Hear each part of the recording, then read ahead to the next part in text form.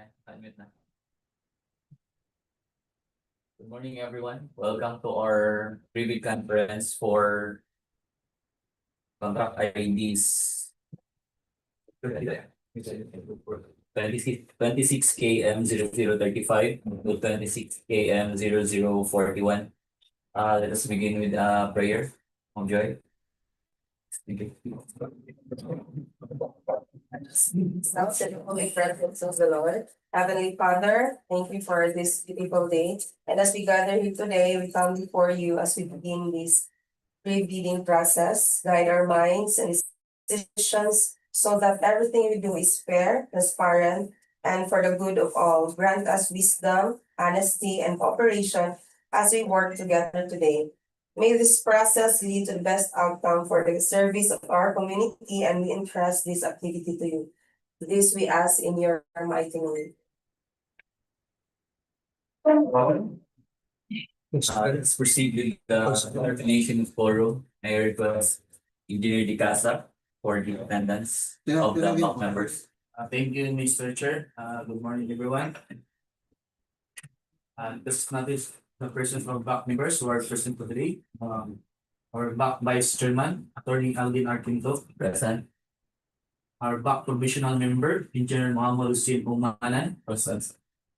back provisional member, Engineer City Isaac Ibrahim. Mr. Chair, we are 3 out of 5 members who are present for today. Since there are 3 out of 5 members who are present for today, I would like to declare that this privy conference is in quorum. Please proceed with the reading the attendance for the DPWH Secretariat, the observers, and our supply contractors. For our back secretariat, head, Stoli, BB Casa, our back secretariat member, Sir Renan T. D. Pabriga, present, sir. Sir Donato P. Luzon Jr., present, sir. Sir Ruben G. Lora, present. Ma'am Malo Cristina C. Antevesto, Present, sir. Ma'am Tahara A. Ramos, Present, sir. Ma'am Marilo R. Lasquete, present, sir. Ma'am Flor A. Garcia, Present. Ma'am Giselle Q. Nabal, Present, sir. Sir George Solicita, Present, sir. Ma'am Amijoy Ocastil, Present, sir. and Ma'am Cindy Sintali. Present, sir. For our back PWD, back PWD head, Ma'am Larica Macy Antonio. Present. Our back PWD member, Engineer Muhammad Salih R. Awumpa. Back PWD member, Engineer City Haidar Makarambon. Present. Engineer Mujahid Didia. Present. Sir Muhammad P. Abbas. Sir J.D. Siaon. Present. And Engineer Marjan P. Bansara. Present. That's all, Mr. Chair. Thank you, Sir Lee. And now let us proceed with the reading of the eligibility requirements. Please, Engineer Bansara.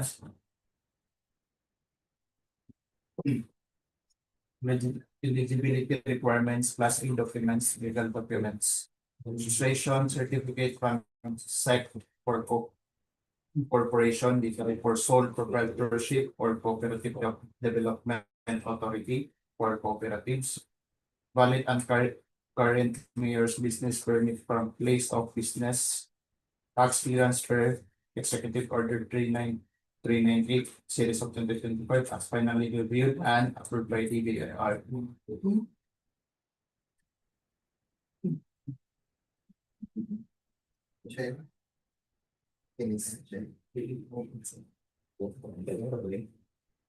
Technical documents, statement of all ongoing and similar completed government and private contracts, valid pickup license registration or the type and cost of the contract to be construction, safety and health programs. Statement of single largest completed contract, SLCC, adjusted to current prices using Philippine Statistics Authority current price index. Should have a contract amount equivalent to at least 50% of the ABC.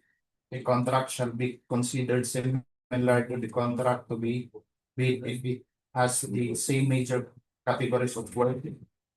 Please refer to DEO 1170 of 2017, revised guidelines for the determination of major and similar categories for upward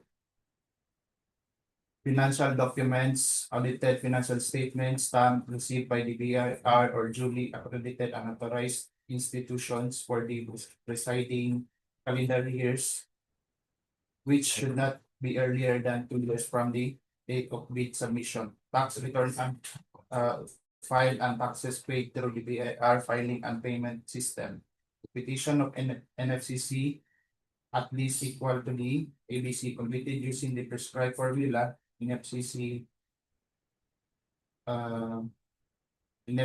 current assets minus current liabilities times 15 minus the value of the unfinished project, including the awarded projects not yet started, coinciding with the contract to bid. Class B documents for joint venture only if applicable, special PCAB license and valid joint venture agreements. Legal documents. Each partner of the joint venture shall submit their respective PhilJEB certificate of registration in accordance with the section 20.9, 20.2.9.1 of the IIR RA 12009. The submission of the technical and financial eligibility documents by any of the joint venture partners constitute compliance, provided that the partners are responsible for the submission to submit the NFCC shall likewise submit all of its ongoing unaudited financial statements. Contents of first envelope, technical proposal, PhilJEB certificate and platinum membership, PCAB license and registration in case of joint venture, statement of all ongoing and completed projects, government and private contracts, statement of SLCC, NFCC competition, joint venture agreement, if applicable, largest general information sheet reflecting the beneficial ownership information duly received by the Securities and Exchange Commission for cooperation. Bid security in the prescribed form, amount, and validity period. Project requirements, local organizational chart for the contract to be list of contractors, personnel list of majors, construction and laboratory equipment, ISO certification with or its latest version as applicable for pickup size range for large A, large B, medium A, medium B, omnibus word statement in the form prescribed by the RA 12009. Submission of bids, receipt of bids, bid security validity period and bid security validity.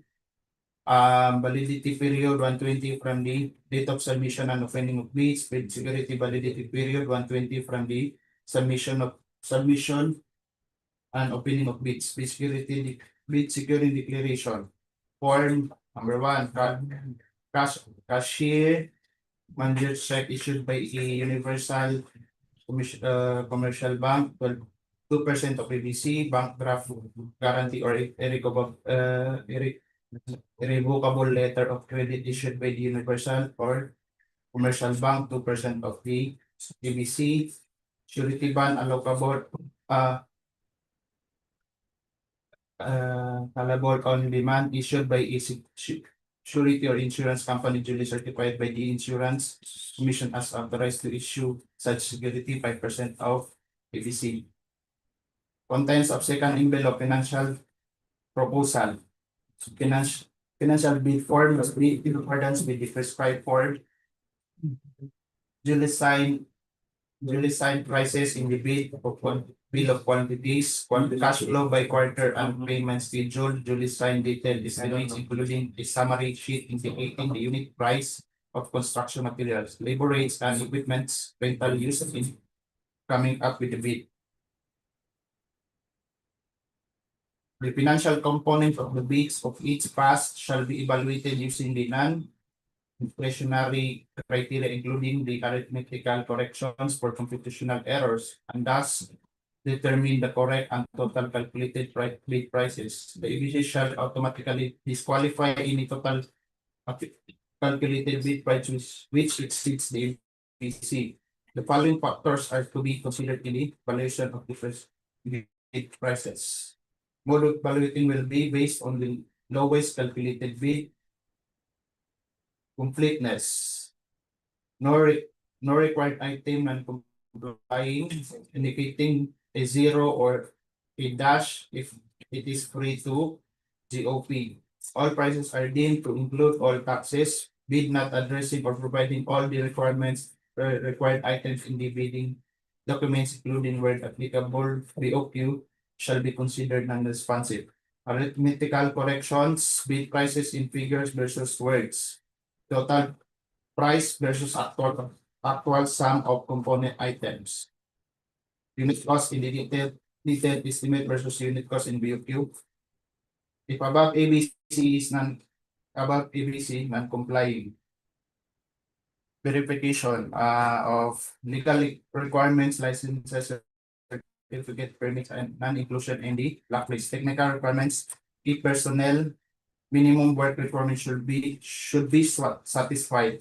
Availability and commitment of major construction equipments, failure of the prospective bidder to state a complete technical description of the pledged equipment and specific location, whether owned, leased, or under purchase agreement shall result in the bidder's automatic post disqualification for award of the contract and per picture of each bid security per DO number 58 series of 2012. The competition of NFCC based on all ongoing contracts. Performance is in ongoing government and private contracts, negative slippage, age of at least 15% in any one project, or negative slippage of at least 10% in each of two or more contracts.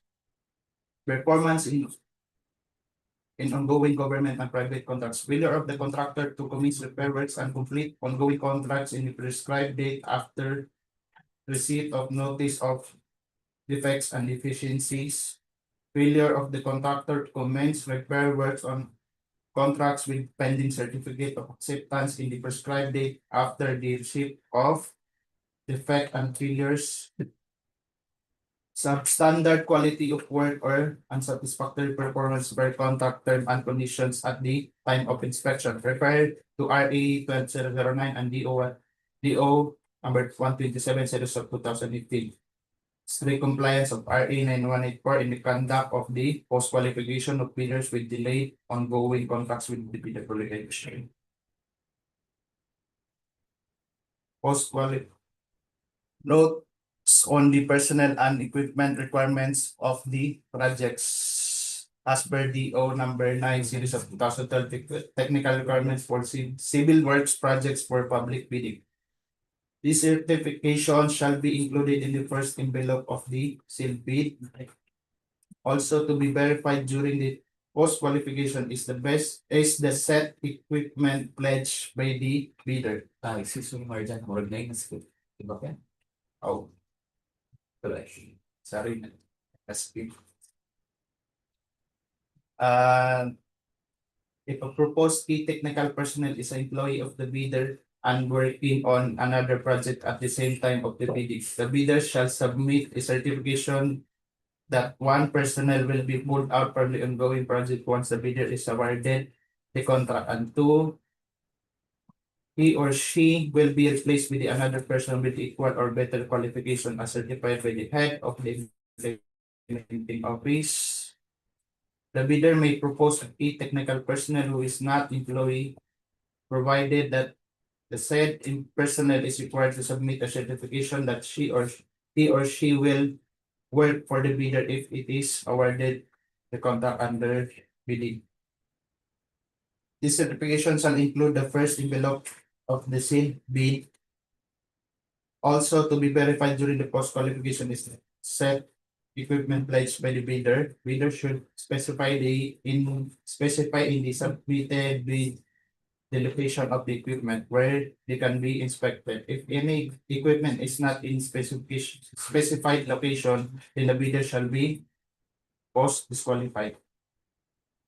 Contract award. The contract shall be awarded to the bidder whose bid has been determined the lowest calculated bid and responsive bid as result of the detailed evaluation and post qualification conducted.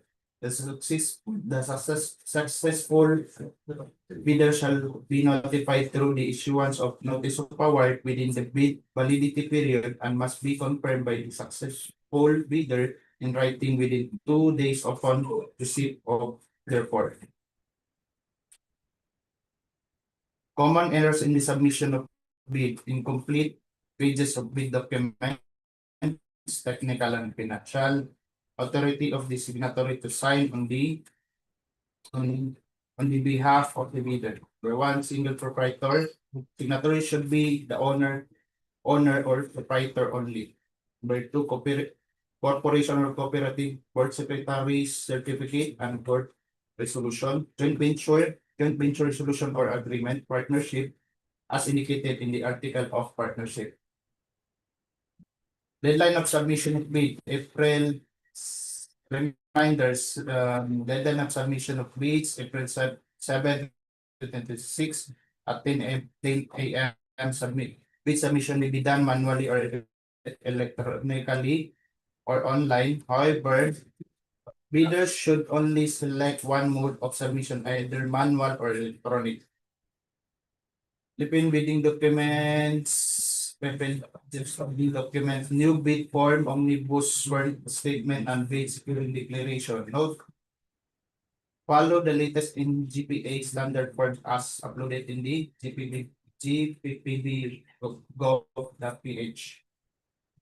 Number of copies of bid proposal, 1 original copy, and 2 certified true copy of each bid using A4 size bond paper and side bounded. All prospective bidders are encouraged.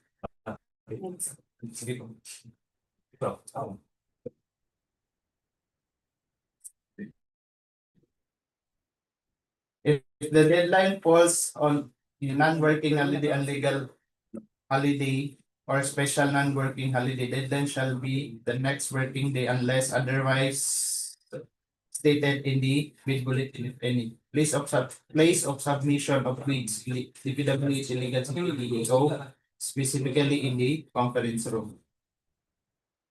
Contractors must observe in the bidding documents the following: pagination, side tabbing, and labeled according to the checklist, table of contents that will be harmonized, the pagination and side tabbing, compliance with the attached checklist.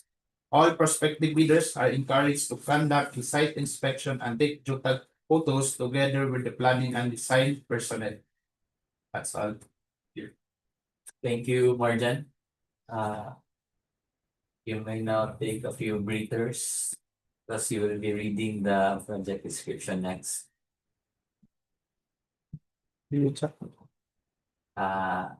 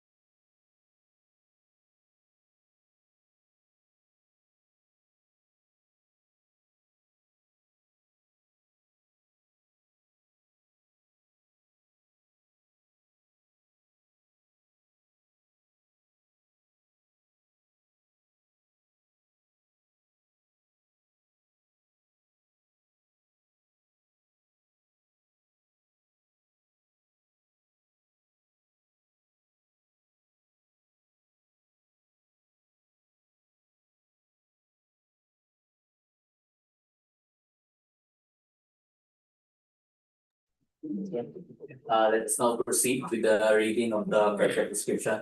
May I request Engineer Bansara to please read again.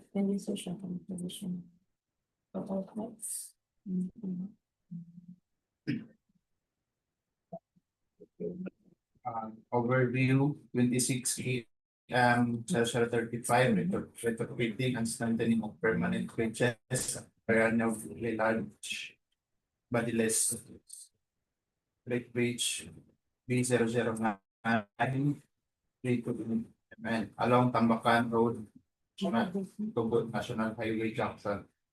26 PM 0036 rehabilitation / major repair of permanent bridges at Tawagon Bridge along Santa Filomena, Bunbon, Dipilaan, Tugungan Road. 26 PM 0037 rehabilitation / reconstruction / upgrading of damaged speed roads along Iligan Junction Southward Road. The station fee 1526 plus minus 089 to K 1526 plus 120. 26 AM 0038 rehabilitation / reconstruction of roads with split slopes and slope collapse and landslide along Overton Apaga Boundary Road. The station 1531 plus 883 to 1531 plus 964 and 1535 plus 377 to 1535 plus 421. 26 PM 0039 preventive maintenance along Samis Oriental, Maria Cristina Boundary Road, 15 K15 1518 to K1518 plus 555 to 26 km 26 km 40 construction multi-purpose building Puro Mabination, Barangay Baldoylay, Iligan City. 26 PM 0041 rehabilitation of multi-purpose building Barangay Tambacan, Iligan City, Lanao del Norte with the coordinates of 124.30 23:47:65 degrees and 8.223:869 degrees. For 26 km 0035 retrofitting and strengthening of permanent bridges at Mariano Lilach Padiles Street Bridge along Tambacan Road, Tugod National Highway Junction. Contract location, Iligan City. So this is the pictures, total picture of the location of the project. And project description, retrofitting, strengthening of one bridge. And the current duration of the project is 188 calendar days. Provision of field office for engineers, mental bases, earthworks, base and base course, bridge work is pre-molded expansion joint pillars with sealant, epoxy injection on cracks, vectorized and thermoplastic pigment markings, white and yellow. So this is the scope of work of the project site. Item provision of field office for the engineers, project billboard and signages, professional safety and health programs, traffic management, mobilization and demobilization, removal structures and obstruction, concrete, then aggregate base course, then for the bridge construction, reinforcing steel grade 40, reinforcing steel grade 60, structural concrete class A, pre-molded expansion joint pillars with sealant, forms and force works, box injection on cracks. Miscellaneous structures, reflectorized thermoplastic pavement, white, reflectorized thermoplastic, and ACL. So the minimum requirements, minimum equipment requirements. So number one, backhoe with breaker, jackhammer, air compressor dump trucks, payloader, truck mounted crane, cutting outfit, transit mixer, with 5 feet per minute, then 175 horsepower. So concrete vibrator, concrete batching plant, applicator machine, kneading machine, wire cutter, motorized road cutter, vibrator roller, water pump, water truck slash pump, bar binder plate compactor with 5 horsepower, generator with 2 kVA, grinding machine with accessories, roller crane with bucket with 36 to 40 metric tons, cargo service truck 9 to 10 metric tons, then lower diamond rail CP55A material testing requirement based on DEO 11. Approved budget for the contract 16,783,087 pesos and 39 centavos.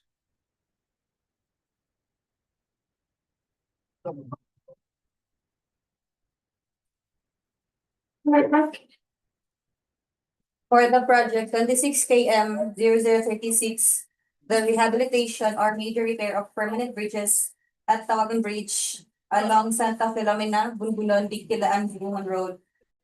Contract location, Iligan City. This is the start location of the project.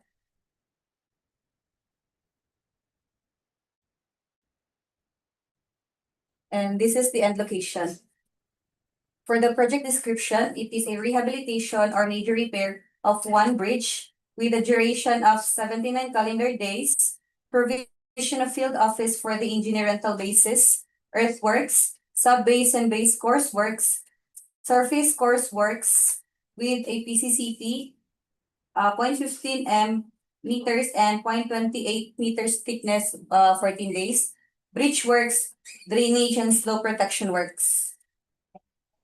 For the scope of works, a provision of field office for the engineer rental basis, project billboard or signboard, occupational safety and health program, traffic management, mobilization or demobilization, removal of actual structures or obstruction, embankment from roadway excavation, embankment from structure excavation, embankment from barrow, subgrade preparation, aggregate sub-base course, PCCP and reinforced, 0.15 thickness and 0.28 meters thickness, reinforcing steel, grade 40, structural concrete, flint concrete class B, pre-molded expansion, joint filler with sealant, stone masonry, sheet piles.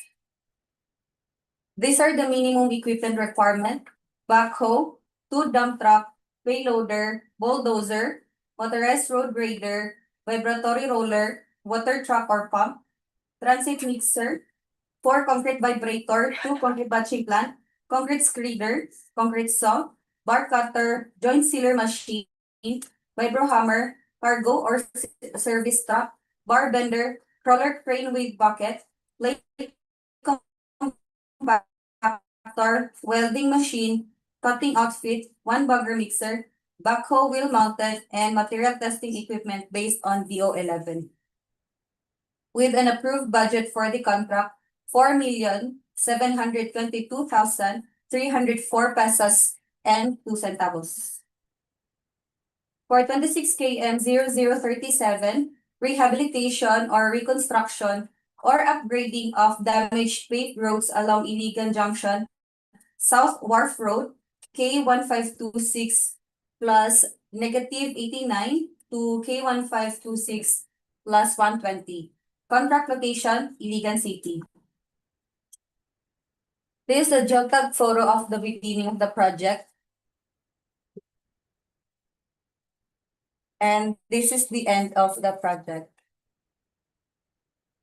The project description, rehabilitation or reconstruction or upgrading of roads with the length of 0.529 lane kilometers with a duration of 66 calendar days, provision of field office for the engineer rental basis, earthworks, sub-base and base course works, surface course works, miscellaneous structures works. So for the scope of works, provision of field office for the engineer rental basis, project billboard or signboard, occupational safety and health program, traffic management, mobilization or demobilization. Removal of structures or obstruction, 128 meters thickness for PCCP. Removal of actual structures or obstruction for ACP. Subgrade preparation, aggregate subbase course, emulsified asphalt, bituminous concrete surface bearing course, bituminous concrete surface binder course, PCCP 0.3 thickness. Warning signs, regulatory signs, reflectorized thermoplastic pavement markings white and yellow. These are the minimum equipment requirement: applicator machine, asphalt distributor, asphalt paver, backhoe with breaker, bar bender, bar cutter, boom truck, bulldozer, cargo service truck, 2 to 5 MT and 9 to 10 MT. Concrete vibrator, 2 dump truck, kneading machine, motorized road grader, 1 bagger mixer, payloader, pneumatic tire roller, power broom tote type, straight boom lift, tandem steel roller. Vibratory roller, water truck or pump, concrete batching plant, concrete saw, concrete screeder, joint sealer machine, 4 transit mixer, and water truck. With an approved budget for the contract, 7,399,980 pesos only. For 26 km 0038, rehabilitation or reconstruction of roads with slips, slope collapse, and landslide along Overton, Abaga Boundary Road, K1531 plus 883 to K1531 plus 964, K1535 plus 377 to K1535 plus 421. Contract location, Iligan City. This is the beginning of the project. And this is the end station of the project. With the project description of rehabilitation or reconstruction of roads with slips, slope collapse, and landslide, with a duration of 33 calendar days, rental basis of provision of field office for the engineer, earthworks, individual removal of trees, sub-base and base course works, surface course works, drainage and slope protection structures, seedlings or saplings for other program or incentives. For the scope of works, provision of field office for the engineer rental basis, project billboard or signboard, occupational safety and health program, traffic management, mobilization or demobilization, clearing and grubbing, individual removal of trees, removal of actual structures or obstruction, surplus common excavation, structure excavation, embankment from barrow, gravel field, subgrade preparation, aggregate subbase course, 8 emptiness, reinforcing steel grade 40, structural concrete, forms and falls work, grouted riprap class A, stone masonry, steel sheet piles, gabions, seedlings or saplings for other programs or initiatives. These are the minimum equipment requirement: backhoe, 2 dump truck, chainsaw, bulldozer, payloader, dump truck, plate compactor, water truck or pump, motorized road grader, vibratory roller, water truck, 4 transit mixer, 2 concrete vibrator, concrete batching plant, concrete screeder, water truck, concrete saw, bar cutter, joint sealer machine, 1 bagger mixer. Water truck, concrete saw, 14 inches, bar cutter, joint sealer machine, 1 bagger mixer, water truck, cargo service truck, applicator machine, and kneading machine. With an approved budget for the contract, 18,248,934 pesos and 98 centavos. For 26 km 0039, preventive maintenance along Misamis Oriental to Maria Cristina Boundary Road, K1518 plus 000 to K1518 plus 555. The contract location, Iligan City.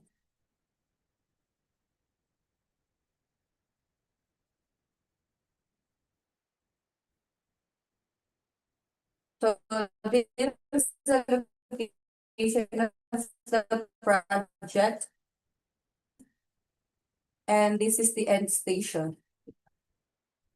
With a project description of bituminous concrete surface reinforced hot lay, 2 layers with a duration of 33 calendar days and a rental basis of provision of field office for the engineer. For the scope of works, provision of field office for the engineer, project billboard or signboard, occupational safety and health program, traffic management, mobilization or demobilization, emulsified asphalt, bituminous concrete surface wearing course, with a minimum equipment requirement, asphalt distributor, power broom tow type, asphalt paver, pneumatic tire roller, tandem steel roller, water truck or pump, cargo or service truck, applicator machine, and kneading machine. With an approved budget for the contract, 5,544,313 pesos and 73 centavos. For 26 km 0040, construction of multi-purpose building Purok Mabination, Barangay Mabination, Mabination, Barangay Obaldolaya, Iligan City. A contract location, Iligan City. So this is the location of the project. This is the geotag photo with a project description of construction of 1-story building with a duration of 153 calendar days. A rental basis of provision of field office for the engineer, earthworks, plain and reinforced concrete works, finishing and other civil works, and electrical works. For the scope of works, provision of field office for the engineer, rental basis, permits and clearances, project billboard or signboard, occupational safety and health,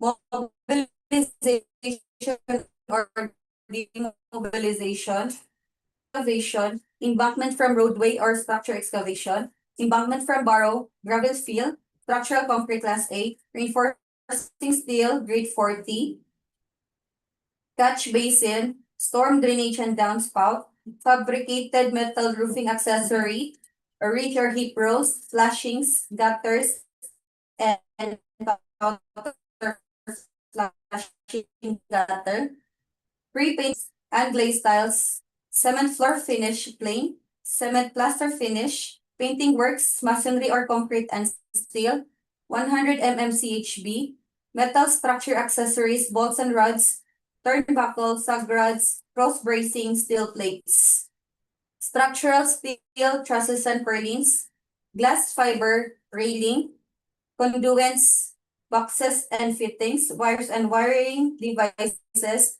panel board with main and branch breakers, and lighting fixtures. These are the minimum equipment requirement: backhoe, 2 dump truck, bar cutter, bar bender, plate compactor, 1 bagger mixer, welding machine, aerial lift, truck mounted crane, cutting outfit, and material testing equipment based on DEO 11, with an approved budget for the contract, 4,899,561 pesos only. For, I think this is the last project, 26 km 0041, the rehabilitation of multi-purpose building, Barangay Hall, Barangay Tambacan, Iligan City, Lanao del Norte. 124.23, 4765 degrees, 8.2 to 3869 degrees, with the contract location of Iligan City. So this is the location of the project. And this is the geotag photo. With the project description of rehabilitation of one building or barangay hall with a duration of 128 calendar days, rental basis of provision of field office for the engineer, earthworks, laying and reinforced concrete works, finishing and other civil works, electrical works, and mechanical works. For the scope of works, provision of field office for the engineer, permits and clearances, project billboard or signboard, occupational safety and health program, mobilization or demobilization, structure excavation, embankment from roadway, or structure excavation, hardscape, structural concrete class A, reinforcing steel grade 40, formworks and false works, storm drainage and downspout, septic vault, plumbing fixtures, cold water lines, plumbing works, ceiling 4.5 mm metal frame fiber cement board, ceiling metal frame, aluminum frame glass door, aluminum glass window, sliding type and awning type, and fixed type.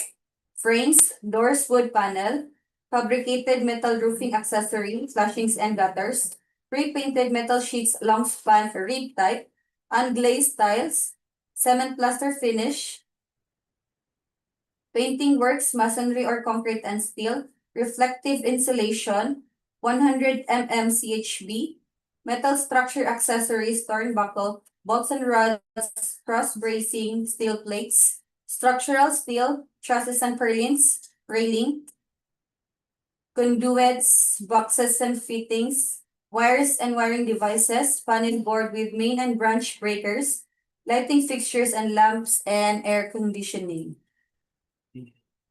These are the minimum equipment requirement. Backhoe, 2 dump truck, plate compactor, 1 bagger mixer, bar cutter, bar bender, welding machine, cutting outfit, truck mounted crane, and backhoe with breaker. With an approved budget for the contract, 5,935,972 pesos and 84 centavos. And please be reminder to advise to watch out for possible bid bulletin. Thank you. That will be all questions. Thank you, Engineer Ibrahim and Engineer Bansara. Is there any question from our servers or contractors? Abay ka type niya. Wala. If there is none, is there a move to adjourn from our back numbers? Move to adjourn this. Bid conference. I second the motion. It has been moved by Engineer Manan and seconded by Engineer Ibrahim. So we'd like to declare that this privy conference is adjourned. Thank you.